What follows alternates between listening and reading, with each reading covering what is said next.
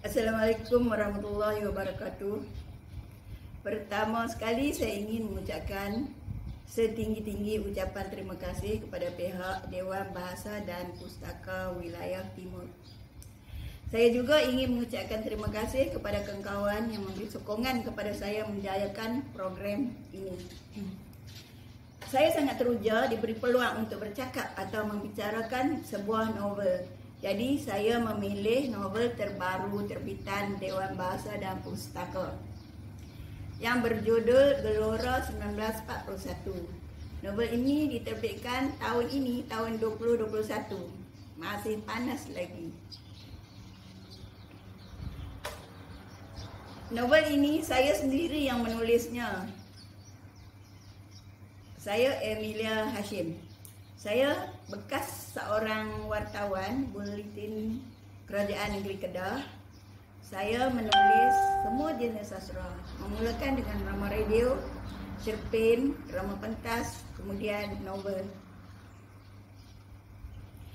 Saya juga sepanjang penglibatan saya di dalam bidang sastra, saya telah memenangi beberapa hadiah seperti hadiah sastra perdana, hadiah sastra utusan, hadiah sastra Johor dan hadiah anugerah Seri Angkasa. Ini serba sedikit dari saya yang dapat saya sebut di sini. Bercakap mengenai novel ini. Novel ialah karya sastra yang mencerminkan masyarakat. Tak kiralah zaman mana sekalipun. Karya sastra ini meliputi sejarah, sosial dan politik.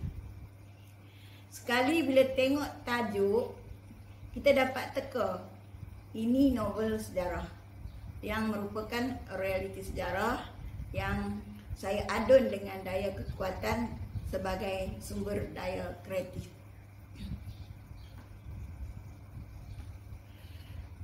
Ketika peristiwa di dalam novel ini terjadi, saya belum lahir lagi ke dunia ini. Melalui kajian yang mengambil masa juga novel ini dapat dihasilkan. Novel ini telah membawa sejarah ke dalam sastra. Novel ini juga dikategorikan sebagai novel remaja. Bukan sahaja sesuai dibaca oleh para pelajar dan para remaja, tapi sesuai dibaca oleh semua golongan, tidak kira peringkat usia. Ini kerana setiap buku ataupun novel yang dihasilkan ada ilmu di dalamnya. Ada mesej yang tak disampaikan oleh pengarang. Pengarang tidak akan menulis sekiranya tidak ada sesuatu yang mahu disampaikan. Penulis tidak akan menulis kosong. Seperti yang kita tahu, tahun 1941 ialah tahun peperangan. Bagi yang lahir pada tahun 1940-an, mungkin sekarang sudah tidak ada lagi di dunia ini, sudah kembali ke alam abadi. Jadi pengalaman mereka kalau tidak ditulis, pengalaman itu akan hilang begitu saja. Generasi selepas mereka tidak akan tahu. Tetapi cerita ataupun peristiwa yang berlaku pada era itu jika ditulis dan boleh dibaca oleh generasi hari ini. Bukan setakat hari ini saja, buku yang tersimpan di perpustakaan menjadi rujukan dan kajian generasi di kemudian hari. Gelora peperangan telah memberi kesan buruk kepada negara-negara yang terlibat. Apalagi di tanah Melayu yang telah menjadi medan perang. Kehancuran harta benda dan kehilangan nyawa yang mengakibatkan kemelaratan dan kemiskinan. Gelora 1941 mengambil lokasi tanah Melayu dan latar masa di ambang kekalahan Inggeris dan kemasukan penjajah Jepun. Ini ada kaitan dengan hal kemanusiaan. Sedikit sinopsis mengenai novel ini. Novel ini memaparkan perjuangan seorang guru muda bernama Ainal Naim. Beliau lepasan Sultan Idris Training College Kuala Kangsar. Ainal Naim bersama teman-temannya seperjuangan telah ditangkap, dibawa ke penjara Pudu, kemudian dibawa ke Singapura dengan kereta api, kemudian dikurung di penjara Changi. Ketika itu Jepun sudah menawan tanah Melayu dari utara dan timur, sedang mara turun ke Singapura. Tokoh wanitanya ialah cucu angkat kepada seorang bekas ketua hakim, Cik Izzah, seorang pelajar Kampung Baru Girls School. Melalui surat-surat mereka, pembaca mengikuti pergolakan yang berlaku, peristiwa-peristiwa penting yang menjadi sejarah.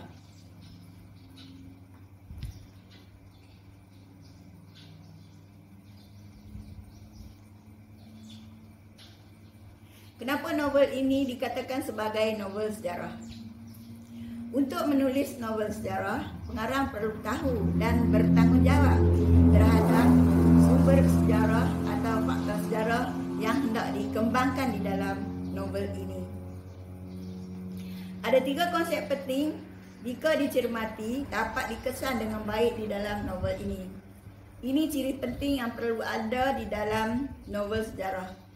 Peristiwa sejarah yang dipaparkan ialah peperangan antara Jepun dengan Inggeris. Ketika itu Inggeris telah menjajah tanah Melayu dan Jepun datang menyerang untuk mengusir Inggeris.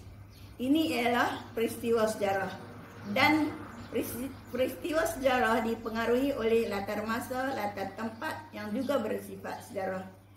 Konsep ini membezakan sastra sejarah dengan karya sastra genre lain.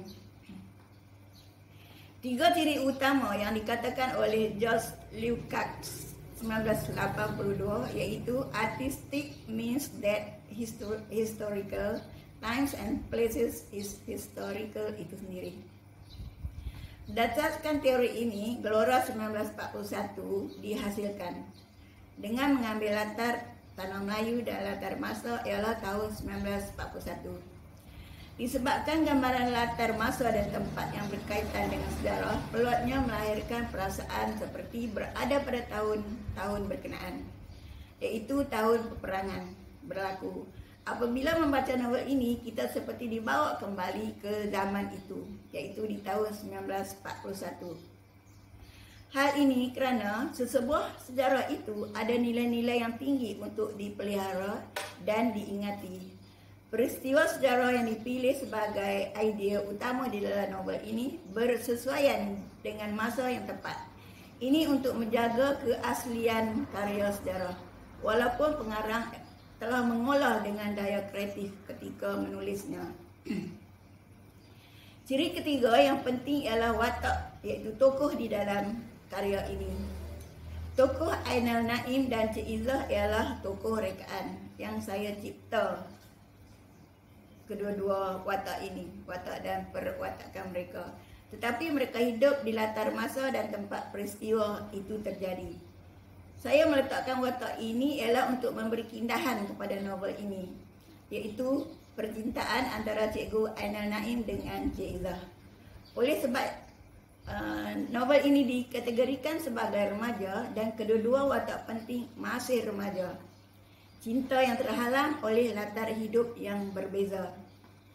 Cikgu Ainul Naim, anak seorang ulama yang dibentuk oleh ayahnya dengan asas agama yang kukuh. Kemudian Cikgu Ainul Naim ikut berjuang untuk memerdekakan tanah Melayu. Cik Izzah, anak pungut yang dipelihara oleh bekas ketua hakim. Dia dipelihara dengan segala kemewahan dengan gaya hidup barat.